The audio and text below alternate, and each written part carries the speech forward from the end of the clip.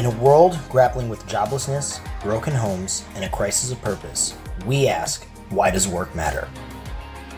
There are 1,000 answers to that. The one I like is that work makes us like God. Well, because God works. Work matters because you are a provider, and work gives you an avenue for providing for your family. But that question betrays that a job's not just a 9-to-5 hobby, right? It's an opportunity to bless people. It's an opportunity to bless people at scale. But the reality is that money is intensely important to Dominion. I'm Kyle Hessler. I'm a salesman, real estate investor, wrestling promoter, father, husband, and a Christian. And I want to invite you to the first ever Workspace Conference in Dallas-Fort Worth, Texas, where we aim to glorify God through our work.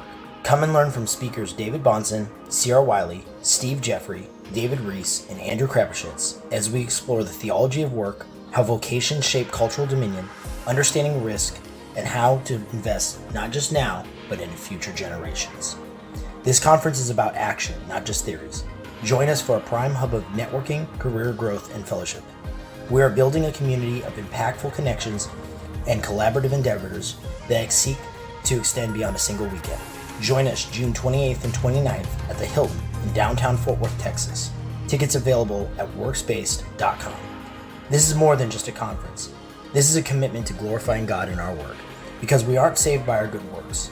We are saved by Christ for our good works.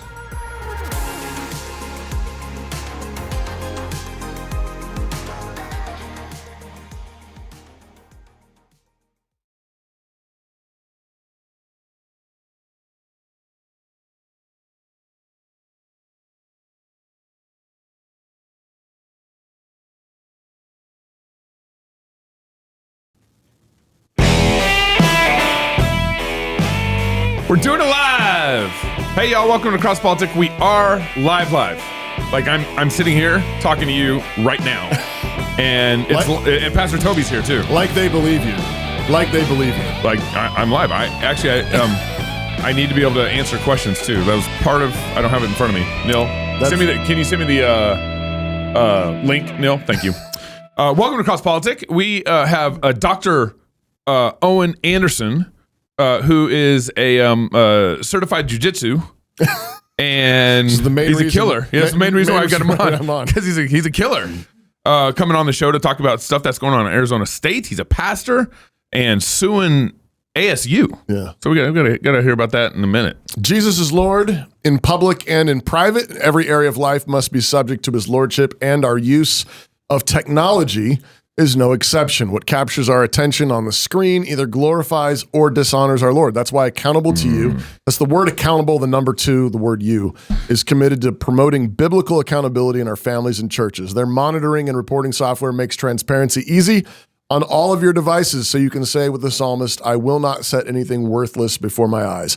Guard against temptation with accountable to you and live for God's glory. Learn more today and try it for free at accountable2you.com/FLF. Again, that's accountable, the number 2, the word you.com/FLF. That's great. We're really grateful to have with us Dr. Owen Anderson. He's pastor and professor, teaches and is published in philosophy, religious studies, and theology. He's also a certified jiu-jitsu instructor. You're right. That's what it says right there. Yeah. Currently, he's in a lawsuit against Arizona State University where he teaches over mandatory DEI training. Dr. Anderson, thanks for joining us on CrossPolitic. Yeah, thanks for having me on. Why are you pushing DEI on Arizona? ASU, I don't understand. Yeah, I'm trying to make everybody take DEI classes. So what kind of restraining hold do you have ASU in right now? Well, I think we're just about to finish an armbar on them because they don't really have a case at all. Wow. Okay. So back up. What's going? How do we get here? Yeah. So your audience probably knows DEI stands for diversity, equity, inclusion. And in one sense, those are all positive words. And they kind of get into the university, especially state universities, because they serve such a big population. Mm-hmm. You need to have training classes on how to work together with people that don't agree with you, and especially classes on how to help students who might have unique challenges they face. But what's actually happened is DEI has become a training course for anti-Christian Marxism. And so I got a notification 2 years ago, and it said you have to take this required DEI training. As a professor, because you're a professor of philosophy at ASU. Yep. Yeah. Okay. Wow. Yeah. So I teach philosophy, religious studies, teach religion in America, where we get to do things like focus on Charles Hodge and Benjamin Warfield. Nice. That's So amazing. Great stuff. Yeah. But I get this email saying you got to take this mandatory training. So I look into it, and the training is all about how the United States is a white supremacist country and was founded in white supremacism, and how we all need to learn how to identify whiteness and fight against whiteness. And then it has a whole section on sexual identity stuff about how the big problem in the world, and this is a scary problem, is something called heteronormativity. And I can't even say it without laughing. Like, the problem in our world is heteronormativity, but they want you to be aware of that, or else you'll become a homophobe, which according to them is a terrible thing to be. And so I said, I'm not going to take this. On top of that, there is a quiz attached to it, which means that in order to pass the training, you have to take this quiz, which is compelled speech. So it'll have like a true false question. It'll say, true or false, heteronormativity is the biggest problem we face in our day. And you got to put true. Right. But of course, I don't agree with that. That's interesting how binary that is. I know, isn't it right? True or false? So I left the quiz alone. I didn't take it. Eventually, it showed up as past due. So if you look at my portal right now, it says mandatory required class is past due, and it's in red, like to really catch your attention. Right. And so what I did was I started a Substack.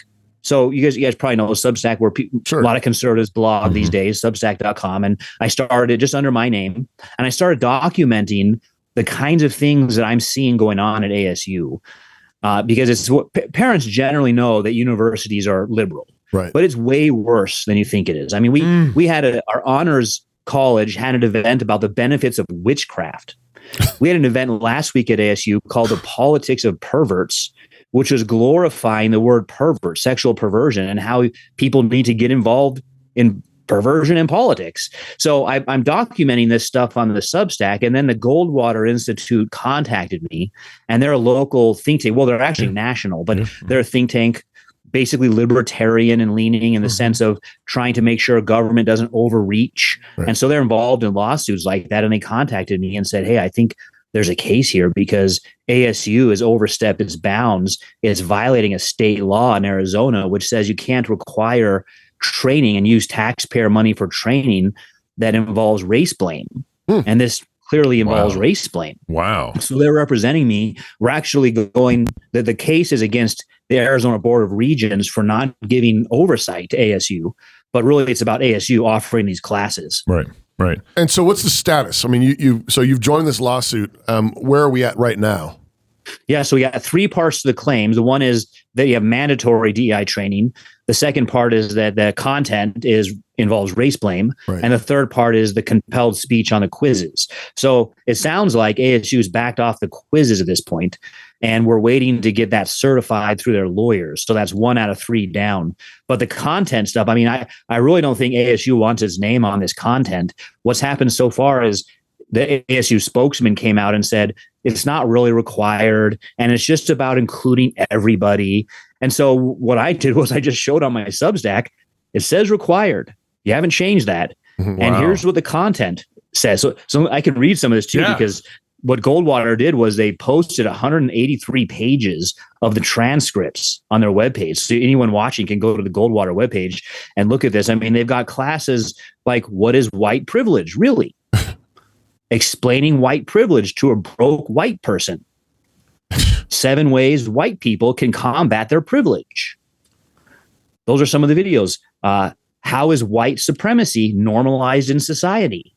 So this is required content for employees. This is what they think is really important in the ASU HR department. Yeah. Well, they got another great one on white fragility, because that counts. I count as white fragility, because if you don't like this content, well, you have white fragility. You should toughen up and just get over it.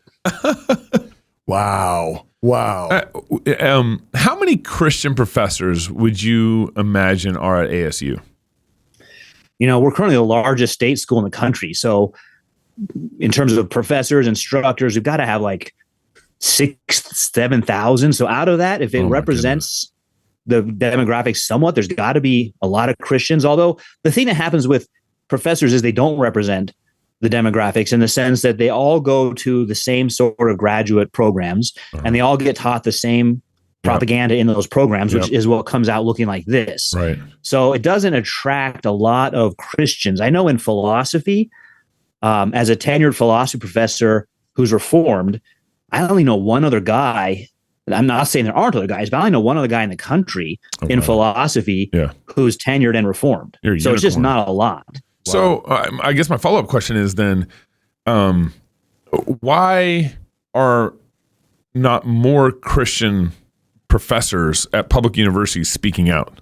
It seems like there's so much low-hanging fruit to expose and to address but they aren't speaking out. I mean, like you are. I know of our boy Scott Ginner down in Boise, who you might know.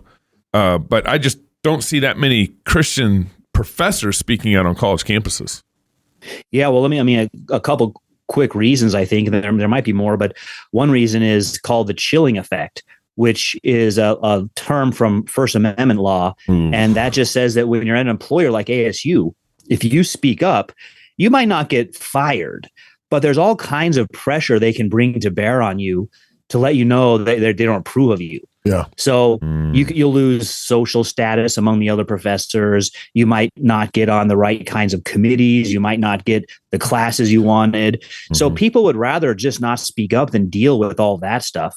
But then there is the bigger truth that, being a professor is very competitive. It's a very hard job to get. And then once you get the job, it's very hard to get tenure and get promoted to full professor. Yeah. And so if you speak out, you really jeopardize all of those levels. You might not get a job, or if you got a job, you might not get promoted. Right. And so the question is, like, is it worth speaking out? And in one sense, I don't judge people for not speaking out, but for me, thinking about my condition, my situation, what I see from this DEI stuff is not just anti-America, it's really anti-Christian. And so that's where, once I started seeing them coming after Christian marriage, belief in God as bigoted, I say, okay, then you got to speak up at this point. So, Dr. Anderson, what has been the effect for you? I mean, has there been a chilling effect at ASU for you? Oh yeah, yeah, definitely. Socially, for sure. You aren't getting invited to the president's cocktails anymore. Yeah, right. I don't go to wine and cheese parties at all anymore. No invitations for me. But the thing is that with any corporation, it has to follow federal and state anti-discrimination laws. So it is somewhat hard for them to bring discipline against an employee just because they don't like you. Yeah. They've got to cross their T's, dot their I's. So I haven't faced any of that kind of discipline, but I've definitely faced harassment and the kind of discrimination that if it wasn't a Christian, if I wasn't a Christian, or if it was someone else and this discrimination was happening, all of my colleagues would be up in arms. Right. But the fact that it's happening to does it really matter? Like what? I've been told that actually that it doesn't really matter. Give us some examples. Like what are some examples of harassment or discrimination? Yeah, so I'm in a humanities department, and last fall I'm sitting in one of our faculty meetings, and these meetings, we're state employees, and these meetings, the purpose of them is to conduct business as faculty, thinking about our tuition, our enrollment, what classes we want to offer, but they always become political, and I mean radical left political. For example, we read at the very beginning of every faculty meeting, we read something called a Native American land acknowledgement. Have you guys heard of those? What? No. Oh yeah, this is great because this happens at most state universities. So the person in charge will get up and they'll read something that says, "We recognize that we're on Native American land, and we want to give respect to them." And sometimes the land acknowledgement will say that land was stolen, or we don't really own it; they do. Some version of that. So every meeting they get up and they read this, acknowledging that ASU is on Native American land. And so I've asked before, hey, if we're not really here to do that, that's a political statement. But if we want to spend the first 5 to 10 minutes on politics, couldn't we rotate the issue? Like you get your Native American land acknowledgement one time, and then we kind of go to the next person. And really what it turns into, it's really a liturgy. It's a secular atheist liturgy. Right. So instead of saying the creed, they get up there and they read the Native American land acknowledgement. And of course, I object to that whole philosophy of land ownership in the land acknowledgement. Right. But then more pointedly, what happened last fall was we have a very big local Christian university called Grand Canyon University. Yeah. Oh yeah, Sure. And one of the other faculty members was talking about having bumped into some Grand Canyon University students, and he was quizzing them on, they were taking classes at Grand Canyon in the subject he teaches, and he was kind of quizzing them on it and reporting back to us how they weren't doing well. They just don't get a good education at Grand Canyon. And the reason he gave was, he said, well, they're evangelicals, not scholars. And I mean, I kind of count myself as an evangelical, so I thought, wait a minute. Yeah. You just maligned a whole religion. I mean, Wow. I understand there's competition between ASU and GCU, yeah. but imagine if it was any other religion that had been said. Yeah. And so I brought that up, and that's when I was told, that doesn't really matter. Yeah. And I'm thinking it doesn't compared to other religions. Right. Those Muslims are idiots. Thanks. Imagine Gabe. if you said that. Thanks, you know? Gabe. Yeah, you're fired. Public houses or pubs are not just places to drink beer, wine, cider, or even something a little stronger. It's also a unique social center, very often the focus of community life in villages, towns, and cities throughout the world. We here at CrossPolitic hope to emulate that for you and yours. We want to be your pub. That's why you should grab yourself a pub membership at FightLaughFeast.com. We need you on this ride with us.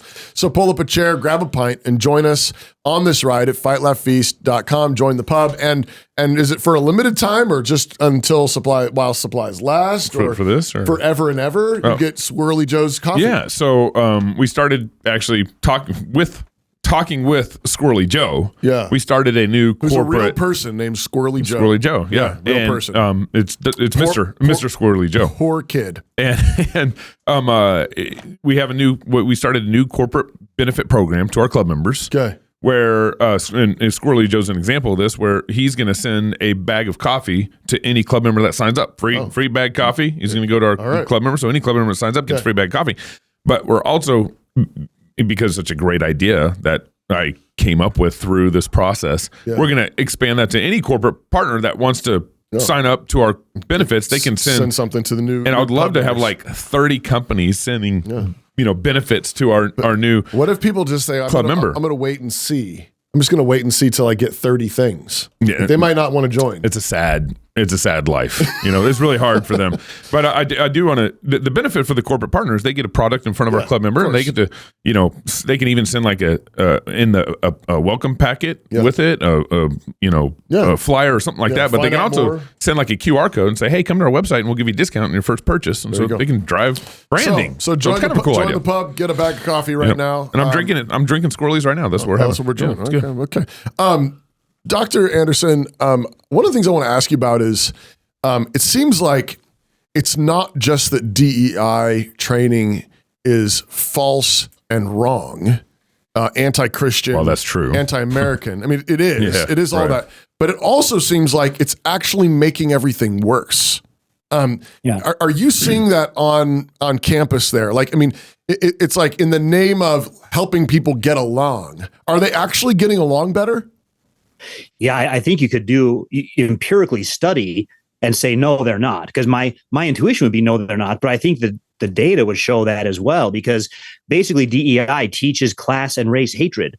It teaches you to hate your neighbor because they have stuff that you don't have. And then you rationalize it and say, and they got that stuff unfairly. And so you should have the government step in, take their stuff and redistribute it. And so all forms of Marxism always have this problem that they don't teach any way to actually have unity together. It's always this economic focus. And I think that's one of the things that happens for university students is that the young student comes to university and there's something in us where we recognize the world has problems and we'd like to contribute to changing them. But the only thing they hear at the university is this kind of economic oppression talk. Everyone's either an oppressor or an oppressed. Right. And so they jump into that and we actually have programs about how to be an activist, right? State money is being used to teach college kids how to be a liberal activist. Yeah. And they think that that's really going to help change the world when in fact, time and time again, every time you look at it, is completely failing. And because they've banished God, the Bible, all of that stuff from the university, they don't have any actual useful answers, and so they have to grasp at this kind of stuff. What's it like right now? I mean, right in the news, I mean, we got a bunch of anti-Jewish protests going on. Are you seeing that at ASU as well? Yeah, we actually had one start up.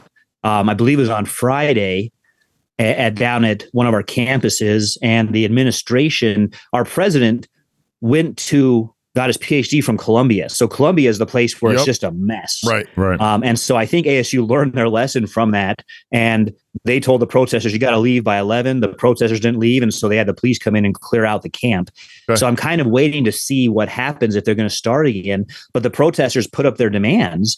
And it's just the same kinds of demands that we saw back with Black Lives Matter. It's things like defund the police, et cetera. But now it's aimed at Judaism. Yeah. And I think this is really strange because you all of a sudden have all this anti-Semitism coming out of the radical left. Right. Wow. Well, and so I mean, unpack that. I mean, why? Well, I mean, in here we are, diversity, equity, and inclusion, and hate Jews. Except for Jews. Evangelicals and Jews. Yeah, that's right. Why that? Yeah, well, I mean, I think behind all of it is a theological answer. Right. That we had Dennis Prager come to campus last spring, and our honors professors wrote a letter about how he's a white nationalist bigot. Okay. And so when I was on a show, I said, hey, did you know they called you a white nationalist bigot? And he said, yeah, that's the first time I've ever been called that. I've been called lots of names, but not that. And so he has a series of commentaries on Genesis and the rest of the Pentateuch and Deuteronomy, and they're pretty conservative. Yeah. So I think theologically, that's the real answer. Right. But socially, I think what's going on is you probably heard of something called decolonization. Yeah. Yep. That always goes with DEI. So they want to decolonize the world, and you're either a colonizer or you're colonized. And so the state of Israel is a colonizer and a settler. Yeah. And so they get lumped in with all the rest of the colonizers, and they're not very fine-tuned. They're not able to distinguish Judaism as a religion from Israel as a state. And so they just kind of lump it all together. Dr. Anderson, interesting. What about the flip side of this? So one of the things that we've talked about some is there's a temptation, I think, for conservatives. I think over the last number of years, maybe since COVID especially, there's more and more kind of red pilling going on where people kind of open their eyes and see like, oh my goodness, I've been lied to, all this stuff. And then there's a temptation to sort of what we've called black pilling, kind of like completely going. You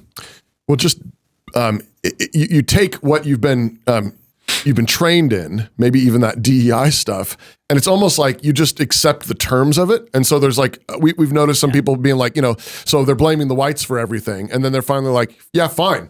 I do think whites are the best, or fine, I do hate whoever. Are you seeing any of that backlash happening on the conservative side at all? Well, I definitely see it on the internet. I'm not around any of it personally, but it does trouble me because that's what fuels all my radical colleagues. So, and I don't even have to say that, pretty much they're all radical, but my colleagues will look at that material and then they'll say that's the Christians. Yeah. And they'll dismiss everyone. And what's so funny about that is these are professors who are trained, many of them are philosophy professors who are trained to think carefully and not use straw man attacks against their opponents. Right. But when it comes to this stuff, I keep an eye on their social media because it's so useful when I teach logic to show my students you could have a trained professor, and when they disagree with you, they just resort to simple ad hominem attacks. And so that's what's troubling is they use those kinds of materials as if it represents the standard Christian. But that's why what you guys are doing is so important, is we do need to teach Christians how to have courage in our day and be able to stand up and defend what's true and good and beautiful in the world. And we don't want to let that other side, which represents still a really bad kind of hatred, get all the attention. It's amazing to me how the mainstream media is covering these protests. And there's no mention of the racism towards the Jews. Right. Like there's like, another protest at Columbia or here, this is happening here. They're just kind of stating like the facts of it a little bit. Okay. But like, it's really rare. It's Jewish students couldn't go back to Columbia classes. Yeah. Right. Yeah. Right. Like their lives are at risk trying to go on their college campus. There's this one viral video going around with this gal who I think she was at ASU. I don't know, maybe not ASU, but she's going around. Her graduation at her university got canceled. Okay. She's because of the whole riots, protest, and it got canceled. And she's just kind of bemoaning the fact that her high school graduation got canceled because of COVID. Yeah. Okay. And then now her university graduation. So she's missed her graduations. Right. And now because of these protests, she's missing her graduation again. But like, no, everyone's going to get labeled Christian nationalists. That's what the left wants to do. And then they say Christian nationalists are racist.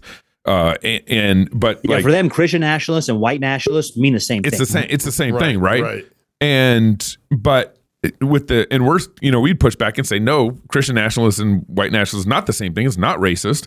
But with the precision that you were talking about, with what they're trying to do with Christian nationalism and just trying to do this big blurry thing, in the same way, they're obfuscating or ignoring the racism in their own house with the Palestinian protests or whatever. I think Black Lives Matter very much is the foundation, or they're the same group. They're the same people basically. Yeah. Well, when you look at these protests, the pro-Palestine protests, they all have the exact same tent. Like if you're just doing if someone says, "Hey, let's go camping," and we all bring our own tents, we've all got a different tent from our garage. Wow. Yeah, those Why going do they all have viral. the same exact tent. Who's funding this? Wow. That picture was going viral, and Elon Musk retweeted it. Really? And all these green and gray tents, the Yep. same tents, are all over. But yeah, I think the essence of DEI really is racist, because the essence of DEI, I read some of these to you, like how to tell a poor broke white person about their privilege. This is the essence of racism. You divide people up based on their skin color, and then you attribute things to them because of their skin color. Right. Yeah. And so DEI just makes it worse. Yeah. Wow. So you're a pastor, Dr. Anderson, Yeah. as well as a professor. How do you think about this? I mean, so you have your 9 to 5, you have your day job, you're bivocational, you're a philosophy and religion instructor, and I know these things overlap heavily, but you've got a role there at the university, but you also are leading a group of people on the Lord's Day. How do you think about preaching and leading your people in a world like this? Well, and I think kind of these two jobs in a classical sense where they overlap a lot. Yeah. Professor and pastor. But I think, the days we live in one sense, they're very dark. But I remember hearing a sermon by Martin Lloyd-Jones, and he was preaching this in the 1960s. Yeah. Sexual revolution stuff. But I think things have gotten worse since then. But he said in this sermon that he's thankful for the kind of age he lives in, because in the Victorian era, everyone went to church socially, but many of them weren't Christians at all. Where he said in his day, the lines are clearly drawn and we know where the battle is. And I thought that was a good kind of motivational way to think about it, is the lines are clearly drawn. And maybe 20 or 30 years ago, we thought there was something in the public area called neutral ground where we all got together and it didn't really matter what your religion is. And what we're seeing is, no, there's no neutral ground. Right. The radical left calls Christians bigots. They want to get Christianity erased from the public sphere. And so Christians just need to be aware of that and be ready to defend their faith and be ready to champion the cause of God. Yeah. I think too, it's, being in a dark place, that means like the light shines just that much more brightly. Yep. And we've talked on the show quite a bit, but like the bar has gotten so like radically low in certain respects where it's like, get married, stay married, have a happy family, and you will stand out like a sore thumb. Wait, you're married? You've been married for longer than 5 years? You actually like each other? How many kids do you have? And do you like being with and like that is itself like this bright light in a dark place where they're claiming, real community or whatever. And you're like, they're starving for real community. Yeah. And there was a book a few years ago about how many benefits a child gets from having parents that stay married. Yeah. But what's fascinating is about the DEI stuff is they took that as a negative. In other words, instead of saying, okay, we need to encourage people to stay married, what they said was, well, but we have a lot of kids that parents didn't stay married, so we need to erase the benefits that come with having parents stay married so that people don't have privilege. That's part of white privilege, having parents that stay married. Yeah. And it's like, well, wait, what? How did you get that lesson from the book? Yeah. That's like the Protestant work ethic. It's racist. Yeah. Family privilege. Family privilege. Dual. Well, you've probably seen memes that go around there. I've seen a few versions of it, but it has a mom and a dad with 3 or 4 kids in church, and it says the new radicals. Yeah, absolutely. Absolutely. So I got a question here from Jesse, and he's kind of asking the question, should we be picking a side in this? Should we be, on the Jew side or on the protest, Palestinian? Yeah, I mean, besides the bad stuff, who do we sympathize with? Doctor, we'll let you have. The attack in October was just straight racism aimed at women and children in Israel. So I think in terms of an attack on one of our allies, we recognize Israel as an ally, because, and we don't want to confuse Israel with Judaism. Israel as a state has many different religions, including Christianity. But I think even with that said, everyone cautions Israel in their retaliation to obey international humanitarian laws. Yeah, I would say there's a difference between targeting women and children and the possibility that some of their retaliation might include collateral damage has landed on women and children, which is not good. Yeah, exactly. And I think it all would have been over if Hamas would have freed the prisoners months ago. Right. Yeah. So that's one thing you will not hear at these protests is anyone saying that. They'll say Israel needs to stop. Well, wait a minute. Why won't Hamas free the prisoners? Right.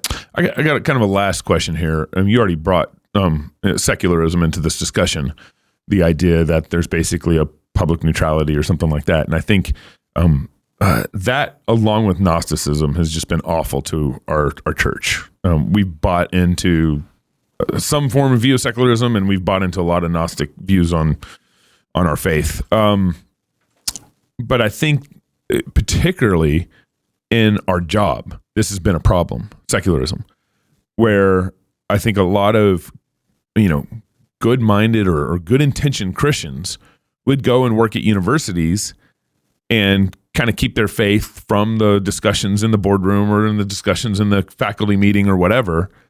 And then in the name of, I work for, ASU, and I'm not here to share the gospel. I'm here to work for them, some kind of, version of that. But all that is done is just created a massive vacuum for the leftists to come in and push their agenda and views and DEI. And so that process, 100%. I think, has been awful. Last question. You got any commentary on that?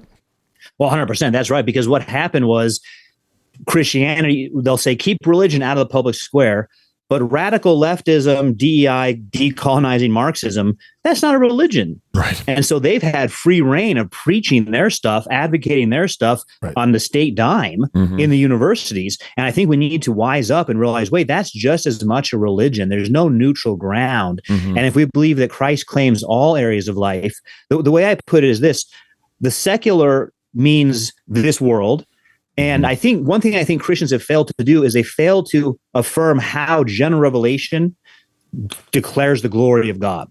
So the secular world equally declares the glory of God, and Christians should be ready to witness to that rather than saying, okay, this is a place where I don't talk about Christianity. Right. So Psalm 19. We should go into the secular and sing Psalm 19. Amen. I love that. So I'm going to pull an audible here. Oh, you're going to pull it? I'm going to pull it. We usually call audibles. Hut! Dr. Anderson, thank you so much for coming on the show. Neil, tee up a commercial here in a second. Where can people find out more about you, Dr. Anderson? Yeah, if you go to my Substack, so substack.com, and look for Dr. Owen Anderson, you'll see this material I'm doing. And then I post a lot of stuff on Twitter, and I've got a YouTube channel as well. I just interviewed Joe Rigney a couple weeks ago about general revelation. So I got that video up on my YouTube channel. I usually have the same name on all of them, Dr. Owen Anderson. Very good. Well, that's very great. good. Keep up the good work, man. Yeah, and thanks for having me here. Everyone, hang around. We're gonna go take just a 60-second break here, and we'll come back. Stick around. You got some. I want to talk about your new civic stuff coming up that we're dropping. Talk about some stuff we're doing with Water Break and some stuff that I just want to communicate with the public. And so we're gonna answer some questions live. Dr. Anderson, thank you for coming on the show. We'll be back in a minute.